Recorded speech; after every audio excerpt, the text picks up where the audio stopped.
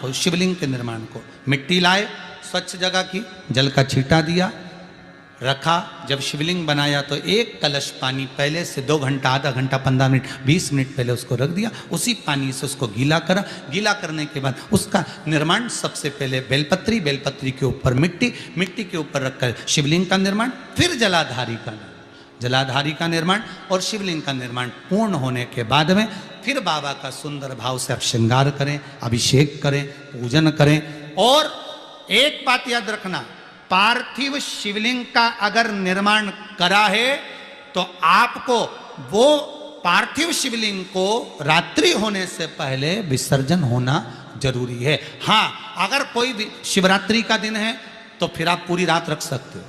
हरतालिका तीज का दिन है, पूरी रात रख सकते हो। बड़ी तीज है, छोटी तीज है, आप शिवलिंग बनाए हो तो आप पूरी रात रख सकते हो। विशेष कोई उत्सव है,